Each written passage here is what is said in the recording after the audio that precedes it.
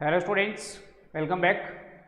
जैसा कि आप जानते हैं पिछली क्लास में चैप्टर नंबर 8 हमारा कंप्लीट हो गया था। तो आज हम नया चैप्टर स्टार्ट करेंगे, चैप्टर नंबर 9। बहुत ही महत्वपूर्ण चैप्टर है और जैसा कि आप जानते हैं अभी हम पिछले 7th 8th दोनों चैप्टर में हमने थ्योरेटिकल पार्ट्स किए हैं और थ्योरेटिकल जो चैप्टर्स हैं इनकी सबसे बड़ी खास बात यही है कि जितनी अच्छी तरीके से आप लोग इनके कॉन्सेप्ट क्लियर करोगे उतनी ही अच्छी तरीके से जो इसके क्वेश्चंस है वो आप लोग अटेम्प्ट कर पाओगे। ठीक है, तो ध्यान से इनके कॉन्सेप्ट्स हैं उनको समझने की कोशिश कीजिए। तो स्टार्ट करते हैं अपना अगला चैप्टर, अध्याय 9। और ये भी बहुत ही आसान चैप्टर है। नाम है समांतर चतुर्भुज व त्रिभुजों का क्षेत्रफल। समांतर चतुर्भुज व त्रिभुज का क्षेत्रफल।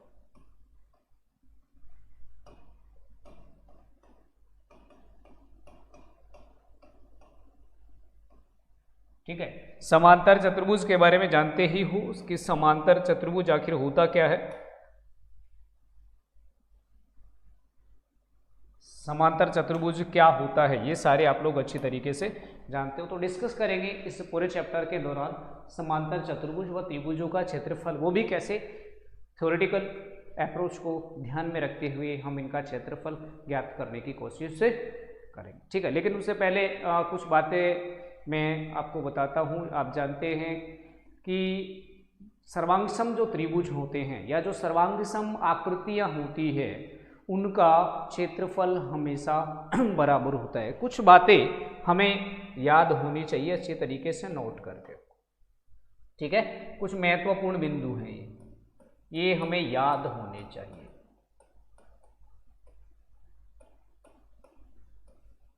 एक दो महत्वपूर्ण बिंदु हैं, पहले हम उनका डिस्कशन कर लेते हैं। सर्वांगसम के बारे में आप जानते ही हो कि सर्वांगसम आकृतियां होती कौन सी है।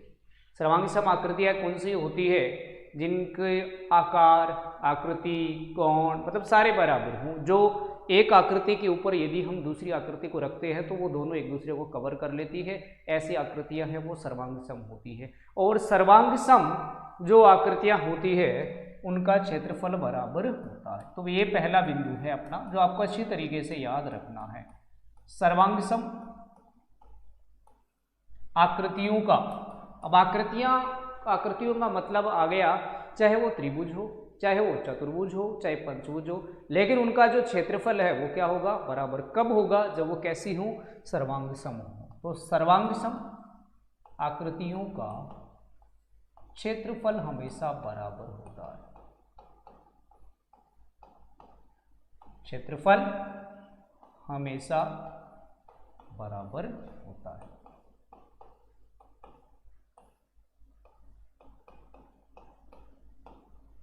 समझ गए। जैसे मान लो मैं उदाहरण के लिए आपसे ये कहूं कि जैसे यदि त्रिभुज ABC है वो सर्वांगसम है त्रिभुज PQRK। त्रिभुज ABC सर्वांगसम है त्रिभुज PQRK। तो इसका मतलब ये हो गया कि AR का मतलब होगा एरिया। AR का मतलब क्या होगा, एरिया, या फिर आपको हिंदी में भी लिख सकते हो इसको क्षेत्रफल। तो एरिया ऑफ त्रिभुज बराबर हो, एरिया ऑफ त्रिभुज ABC बराबर होगा एरिया ऑफ त्रिभुज PQR। ये बहुत ही महत्वपूर्ण बिंदु आपको याद रखना है कि अगर त्रिभुज ABC त्रिभुज PQR के सर्वांगसम है तो त्रिभुज ABC का क्षेत्रफल है वो त्रिभुज PQR के क्षेत्रफल के क्या होगा, बराबर होगा। मान लीजिए आपके पास कोई आकृति अगर दी हुई है, ये मान लीजिए ये एक आकृति आपको इस तरीके से दी हुई है। ठीक है, ये आकृति आपको दी हुई है, एक ये आकृति है और एक ये आकृति है। तो ये पूरी आकृति अगर हम देखें तो एक बल्ब के आकार की जैसी आकृति होगी। ये किसके आकार की जैसी, बल्ब के आकार की जैसी। मान लीजिए ये बिंदु है A और ये बिंदु है C। ये मान ये है ए, ये बी है, ये सी है और ये है डी। अब आकृति कैसी भी हो ये चाहे, अगर कई बार क्या होता है कि हम पूरी एक आकृति का क्षेत्रफल ज्ञात नहीं कर सकते हैं सीधा, तो दो अलग अलग आकृतियों का क्षेत्रफल ज्ञात करके अगर हम उन दोनों का योगफल कर दे तो पूरी आकृति का क्षेत्रफल क्या आ जाता है। तो यहां से देखिए ए आर का मतलब क्या है, आकृति। कौन सी आकृति का क्षेत्रफल, ए बी सी। ठीक है, ए बी सी का जो क्षेत्रफल है और प्लस ए बी और डी, इन दोनों का जो क्षेत्रफल है उनका मैं योग कर दूं। ए आर का मतलब एरिया।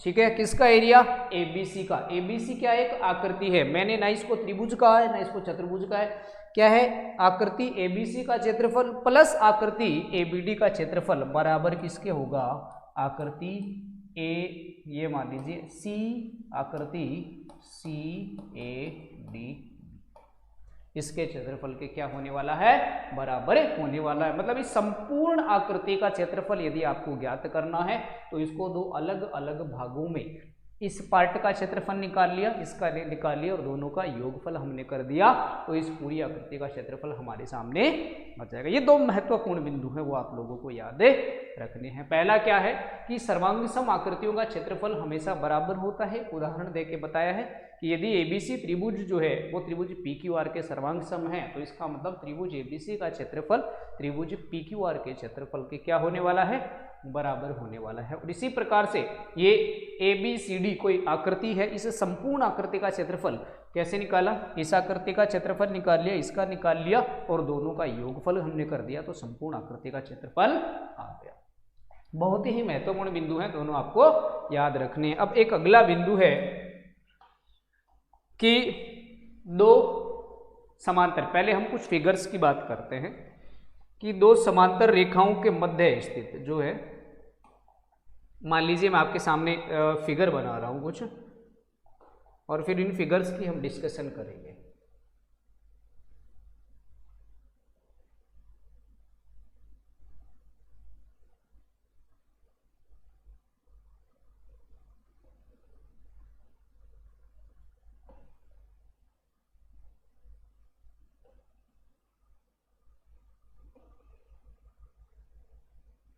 ठीक है, ये मान लीजिए ये अपना एक फिगर है, यहां पे बिंदु है एस, आर, एम, ये है क्यू, ये है पी और ये है एन।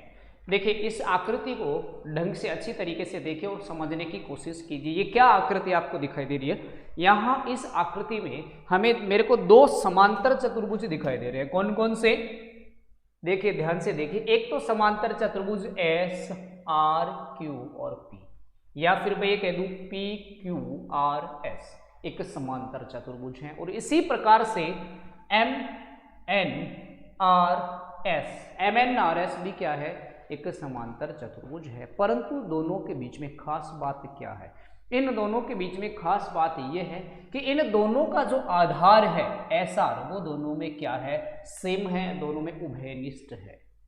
मतलब ये दोनों ही जो समांतर चतुर्भुज है वो उभयनिष्ठ आधार के ऊपर स्थित है। और दूसरी एक और बात क्या है, दोनों ही समांतर चतुर्भुज और एक ही समांतर रेखाओं के मध्य स्थित है। कौन कौन सी, देखिए ये रेखा पी एन और एस आर दोनों एक दूसरे के समांतर है। दोनों ही जो समांतर चतुर्भुज है पी क्यू आर एस और एम एन आर एस, दोनों समान उभयनिष्ठ आधार एस आर और समान समांतर रेखाएं कौन कौन सी है, पी एन और एस आर, इन दोनों के मध्य स्थित है। और इन्हीं के बारे में हम यहाँ पे डिस्कस करने वाले हैं। तो यहाँ पे देखिए, यहाँ समांतर चतुर्भुज, ये बात बहुत आपको समझनी जरूरी है। यहाँ समांतर चतुर्भुज, कौन कौन समांतर चतुर्भुज कौन सा है, पी क्यू आर एस तथा समांतर चतुर्भुज एम एन आर एस। उभयनिष्ठ एम एन आर एस का आधार, इन दोनों का आधार कौन सा है, एस आर, उभयनिष्ठ है।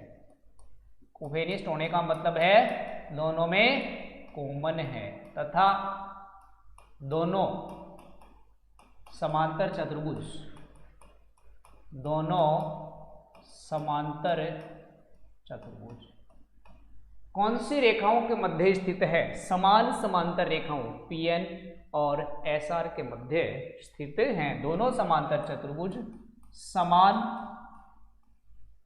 समांतर रेखाओं, समांतर रेखाओं, समान समांतर रेखाओं PN तथा SR के मध्य स्थित है। SR के मध्य स्थित है। क्यों बता रहा हूं मैं आपको ये? क्योंकि आगे चल करके अपने आगे आने वाले जो एक्सरसाइज है, जो प्रश्नावलियां हैं, उनमें इनसे संबंधित प्रश्न है वो हम करने वाले हैं। समझ गए होंगे दोनों किस प्रकार की आकृतियां हैं जो उभयनिष्ठ। देखिए आधार के बारे में कहीं कोई दिक्कत नहीं होती है। आधार के बारे में हमें आसानी से समझ में आ जाता है कि एक ही आधार पर स्थित है, परंतु एक तो समांतर रेखाओं का ध्यान देना है। देखिए यहाँ पे PQ SR के समांतर है तो PQ ये है और MN ये है, तो दोनों एक ही रेखाओं को रिप्रेजेंट करिए और यूं कह सकते हैं कि PQRS और MNRS कौन सी समांतर रेखाओं PN और SR के मध्य स्थित है। चलो हम एक और आकृति, दूसरी आकृति की चर्चा करते हैं। ये मान लीजिए अपनी आप पास आकृति है ये,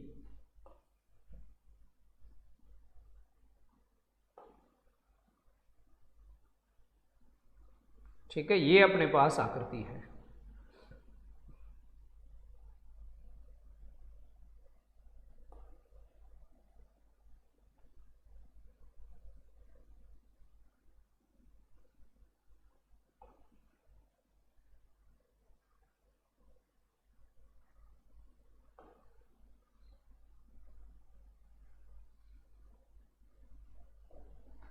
ये है और या फिर यूं मान लीजिए आप,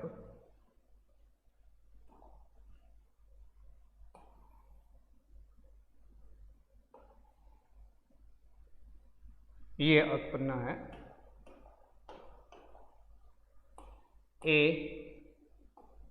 AFD और C, यहाँ पॉइंट है B और यहाँ पे है E।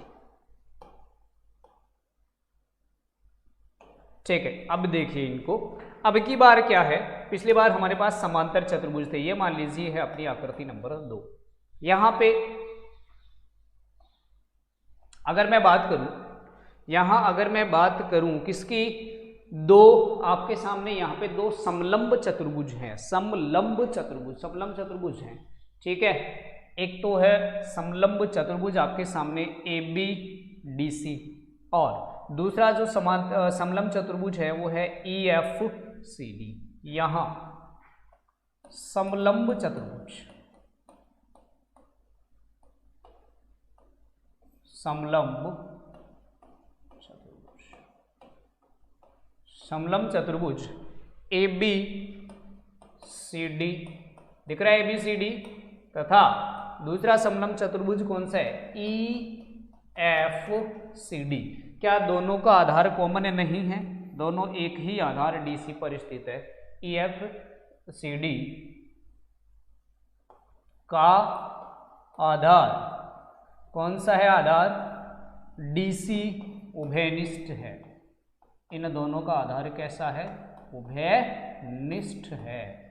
और तथा दोनों कौन सी समांतर रेखाओं के मध्य स्थित है? AF और DC समांतर रेखाओं के मध्य स्थित है। तथा दोनों समलंब चतुर्भुज AF तथा DC समांतर रेखाओं के मध्य स्थित है। क्योंकि जानते हो समलंब चतुर्भुज में भुजाओं का एक जोड़ा तो समांतर होता ही है। समांतर रेखाओं के मध्य स्थित, इस प्रकार से हम इनकी पहचान कर सकते हैं, ठीक है, कि कौन से किस प्रकार की जो आकृतियां हैं। मान लीजिए इसी को मैं मान लीजिए एक आकृति यूं लेता हूं इस तरीके से, ये मान लीजिए एक तो है ए बी सी डी और एक है ए बी ई और एफ। यहाँ पे आपके सामने दो आकृतियां, एक तो है ए बी सी डी, एक है ए बी ई एफ। इन दोनों में आपके सामने दो चतुर्भुज हैं, ए बी सी डी और ए बी ई एफ। दोनों का आधार ए बी तो क्या है, उभयनिष्ठ है, परंतु दोनों की जो समांतर रेखाएं हैं, जिन रेखाओं के मध्य स्थित हैं, वो दोनों की उभयनिष्ठ नहीं है। इसमें ए बी ए ई ये तो ई एफ है और ये क्या है, सी डी है। दोनों की समांतर रेखाएं उभयनिष्ठ नहीं है। तो इस प्रकार से हम ये जो सबसे पहला डिस्कशन किया है, सबसे पहले पॉइंट का, कि एक ही आधार और समांतर रेखाओं के मध्य स्थित आकृतियां। अब इसी के अकॉर्डिंग हम करेंगे अपनी एक्सरसाइज 9.1। देखिए अपनी एक्सरसाइज 9.1 के प्रश्न हम यहां से देखते हैं।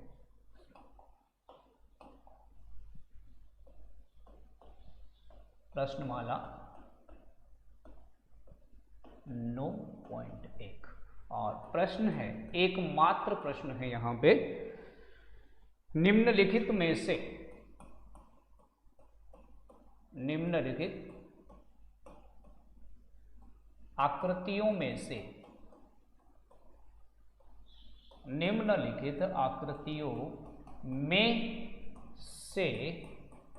कौन सी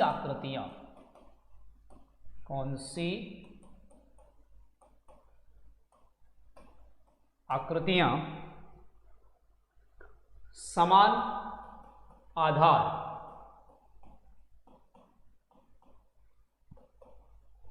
आधार तथा समान समांतर रेखाओं के मध्य स्थित है। समांतर रेखाओं के मध्य स्थित है। ठीक है, और क्या है, इसी केस में हमें उभयनिष्ठ आधार और जो समांतर रेखाएं हैं वो भी यहाँ पे लिखनी है कि उभयनिष्ठ आधार बताओ कौन सा है, और उभयनिष्ठ जो रेखा है, मतलब जो अभी हमने देखा है, अभी मैंने जो आपको दो उदाहरण समझाए हैं, उसी उदाहरण के संबंधित हमें यहाँ पे प्रश्न करने हैं। एक तो हमें क्या बताना है, उभयनिष्ठ आधार के बारे में और रेखाओं के बारे में बताना है। तो जरा देखिए, हम बात करते हैं, एक आकृति बना रहा हूं मैं आपके सामने।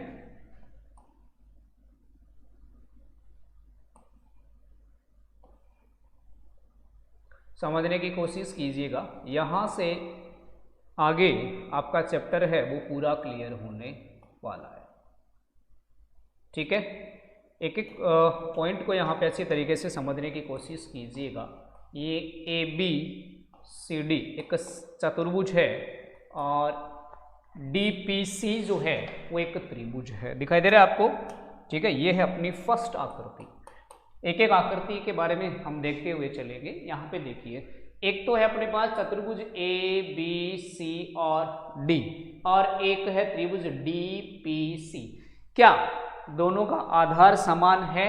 जी बिल्कुल है। देखिए ये त्रिभुज है, इसके भी शीर्ष डी सी है, और चतुर्भुज ए बी सी डी है, इसके भी दो शीर्ष डी और सी है। दोनों ही आकृतियों में दो शीर्ष कॉमन है। इसका मतलब दोनों का जो आधार है वो उभयनिष्ठ है। तो पहला क्या है, निम्नलिखित आकृतियों में से कौन सी आकृतियां समान आधार तथा समान रेखाओं के मध्य स्थित है? क्या यह आकृति समान आधार पर स्थित है? जी बिल्कुल है। अब बात करते हैं समांतर रेखाओं की। देखिए ए बी सी डी एक हम केवल आकृतियों के आधार पर कर रहे हैं, इसमें ए बी और डी सी क्या है, दोनों आपस में समांतर है।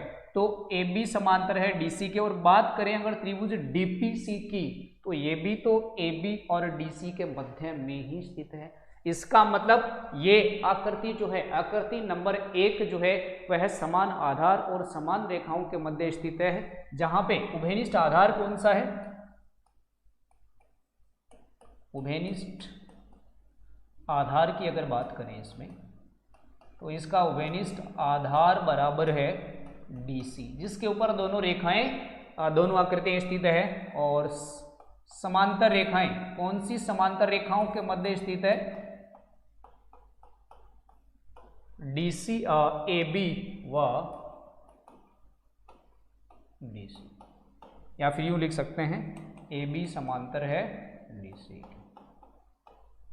ए बी और DC समांतर रेखाओं के मध्य स्थित है। इन दो रेखाओं के मध्य ये दो आकृतियां स्थित है जिनका आधार तो उभयनिष्ठ है और सेम समान रेखाओं के मध्य स्थित है। चलिए दूसरी आकृति की यदि हम बात करें, कुछ इस तरीके की आकृति है हमारे सामने।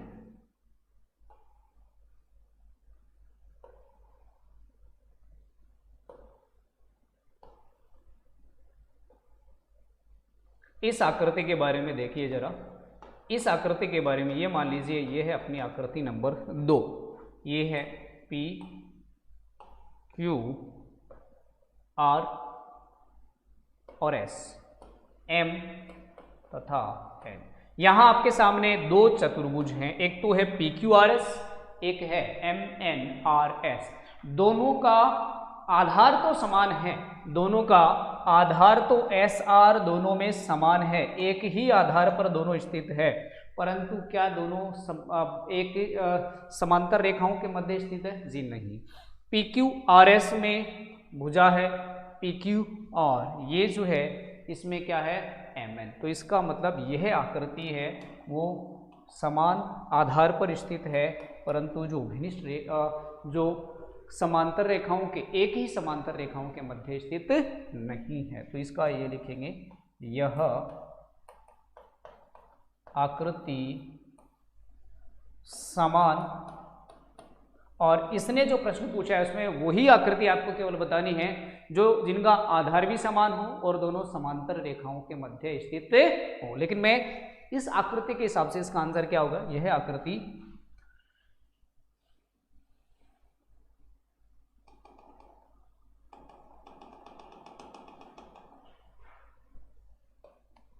इसमें आधार उभयनिष्ठ है। आधार तो दोनों का क्या है कॉमन है, परंतु आधार उभयनिष्ठ है, परंतु दोनों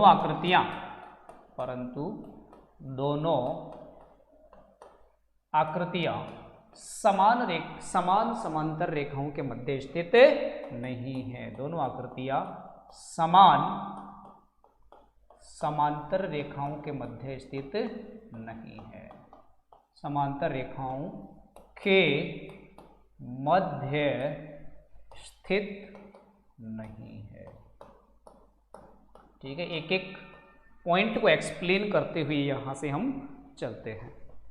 ठीक है, चलिए अगली आकृति की अगर हम बात करें, एक ये आकृति है हमारी,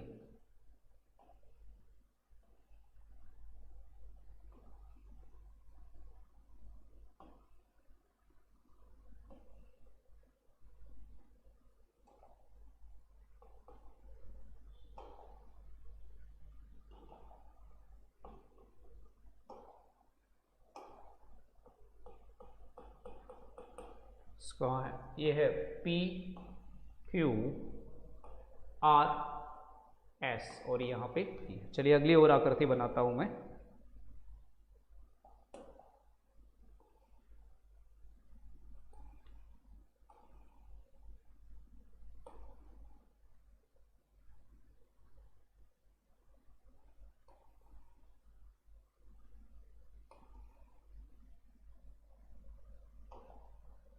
ये हैं A B C और D R P, ये है चौथी आकृति। ठीक है, चलिए दो आकृतियां और यहाँ पे बना देता हूँ।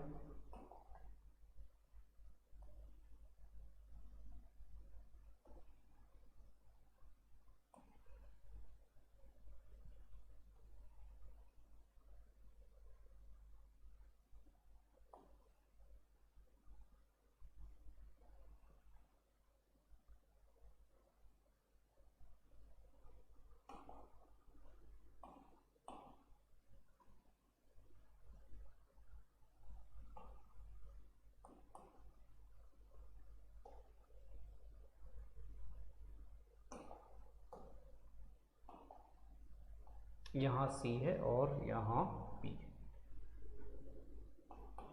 और एक और आकृति हम यहाँ से बनाते हैं।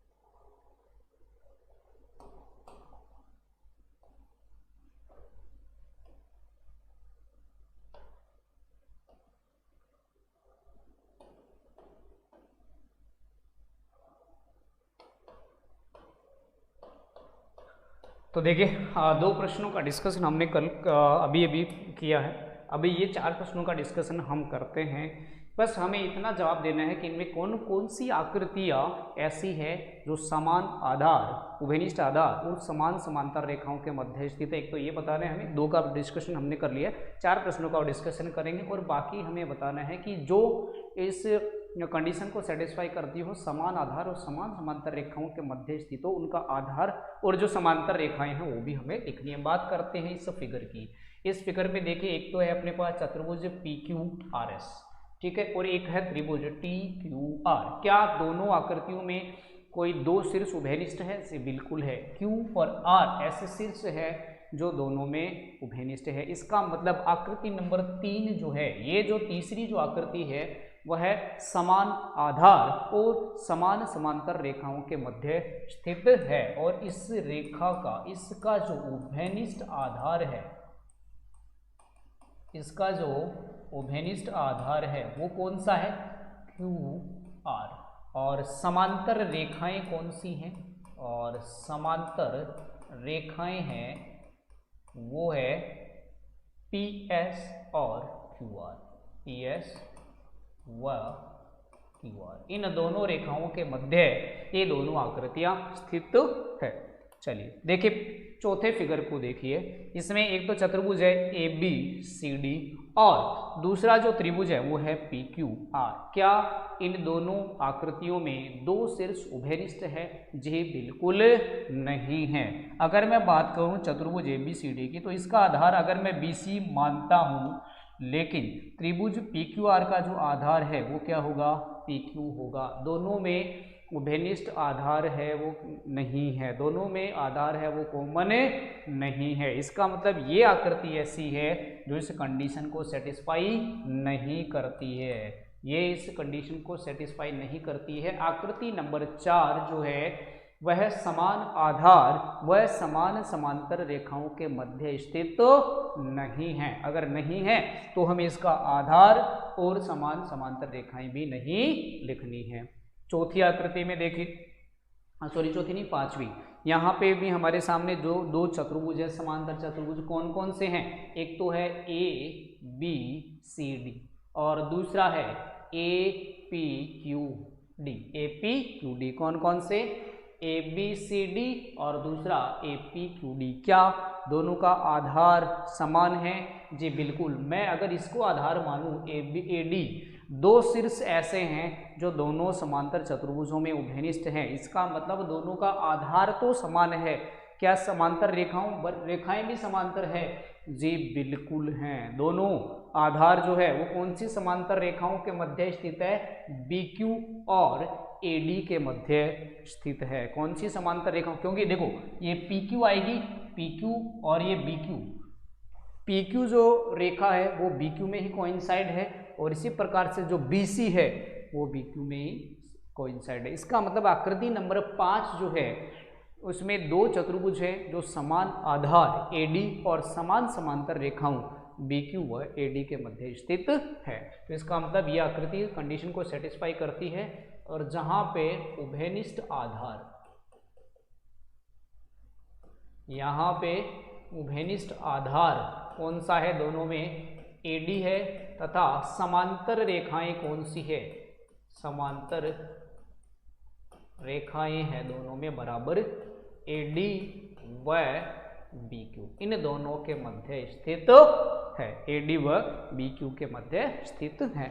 अब जो छठा जो अपनी आकृति है, इसमें देखिए कई हमारे सामने कई प्रकार के और इसमें कई अलग अलग समांतर चतुर्भुज हैं, लेकिन इनमें से कोई भी दो समांतर चतुर्भुज ऐसे नहीं हैं जिनका आधार तो उभयनिष्ठ हो और जो दो समांतर रेखाओं के मध्य स्थित हो। देखिए अगर मैं बात करूं इनकी PBCS और PADS,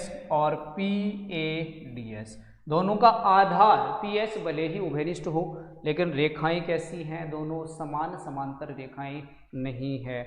या फिर मैं PBCS लूँ और इधर से AQRD लूँ तो भी इनमें कोई भी जो शीर्ष है, कोई भी दो शीर्ष ऐसे नहीं होंगे जो दोनों में कॉमन नहीं आएंगे। ठीक है, अगर आगे मान लो जैसे इसमें आ रहे हैं PADS और PBCS में अगर दो शीर्ष उभयनिष्ठ आ गए, इसका मतलब इन दोनों में आधार तो समान हो सकता है, आधार तो उभयनिष्ठ हो सकता है, परंतु दोनों ही आकृतियां दो समान समांतर रेखाओं के मध्य स्थित नहीं है। समझ गए? तो इस प्रकार से ये आकृति भी दी गई कंडीशन को संतुष्ट नहीं करती।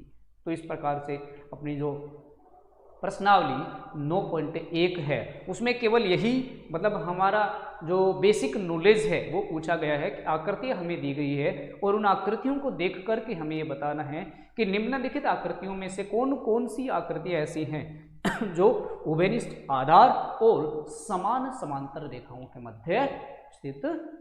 ठीक है, तो आज हम इतना ही करेंगे, मिलेंगे अगली क्लास में नए पॉइंट के साथ। तब तक के लिए thank you, bye bye and take care.